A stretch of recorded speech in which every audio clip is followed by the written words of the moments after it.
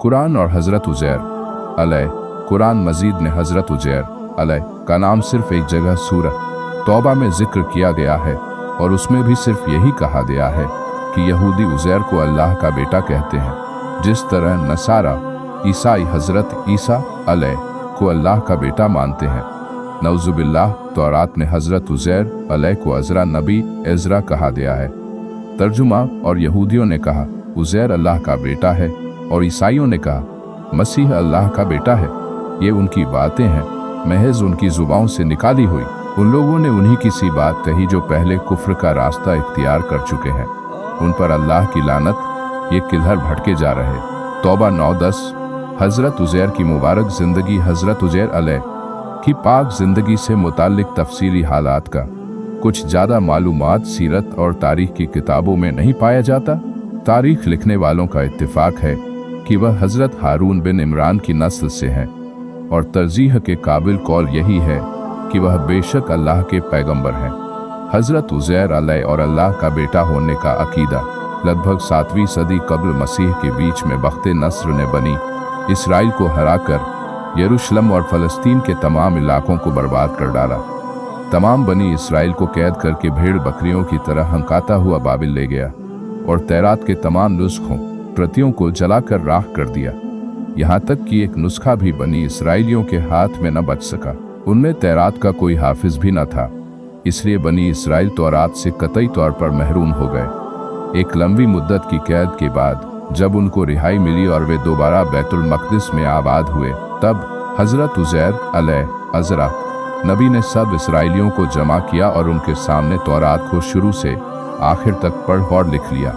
इस तरह तौरात लिखने से हजरत उज़ैर अलैह की कद्र और इज्जत इसराइलियों में इतनी बढ़ गई कि उसने गुमराही की शक्ल अख्तियार कर ली कि उन्होंने हजरत उज़ैर अलैह को अल्लाह का बेटा मान लिया और उनकी जमात ने उसकी एक दलील यह कायम की कि हजरत उज़ैर अलैह ने बगैर किसी तख्ती या कागज़ के अपने सीने की लौह से उसको तौरात को एक एक हर्फ करके उनके सामने नकल कर दिया।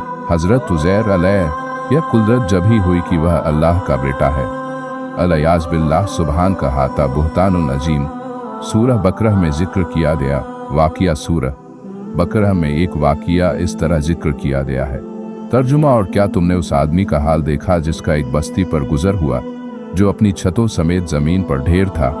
तो वह कहने लगा इस बस्ती की मौत तबाही के बाद अल्लाह ताला किस तरह इसको ज़िंदगी देगा, आबाद करेगा।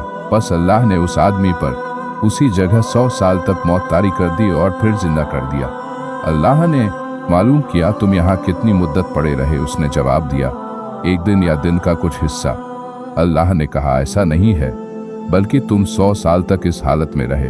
बस तुम अपने खाने पीने की चीज़ों को देखो कि वह बिगड़ी तक नहीं, और फिर अपने गधे को देखो कि वह गल सड़कर हड्डियों का ढांचा रह गया है।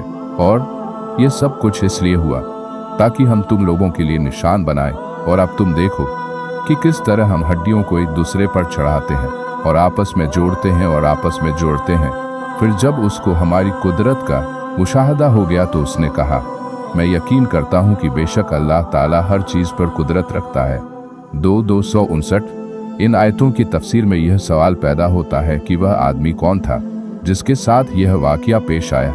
तो इसके जवाब में मशहूर कौल यह है कि यह हजरत उज़ैर अलैह थे। जिन रिवायतों में हजरत उज़ैर अलैह को ऊपर की बातों का मिज़दाक करार दिया गया है, उनमें यह भी साफ है कि हजरत उज़ैर अलैह नबी नहीं, मर्द सालेह, नेक और भले आदमी थे। हालांकि जमहूर का कौल है कि हजरत उज़ैर अलैह नबी थे, क्योंकि कुरआन ने जिस अंदाज और ढंग से उनका जिक्र किया है वह भी इसी की दलील बनता है। तवज्जो के काबिल बात यह है कि सूरह बकरह की ऊपर की आयत में अल्लाह ने जिस शख्स को बिला वास्ता खिताब किया है और उससे हम कलाम हुआ है, वह उसके मर्द सालेह नहीं नबी होने का खुला सबूत है। इस टकराव को निगाह में रखकर मौलाना हिफ्जुर रहमान शोहारवी रहने तफसीली और तारीखी बहस के बाद यह ख्याल जाहिर किया है कि ऊपर के वाक़ये में जिस आदमी का जिक्र है वह हज़रत यिर्मयाह नबी थे। सबक इंसान कितनी ही तरक्की की सीढ़ियाँ पार कर ले और अल्लाह के साथ उसको ज़्यादा से ज़्यादा कुर्ब हासिल हो जाए, तब भी वह अल्लाह का बंदा ही रहता है। वह अल्लाह का बेटा नहीं हो सकता।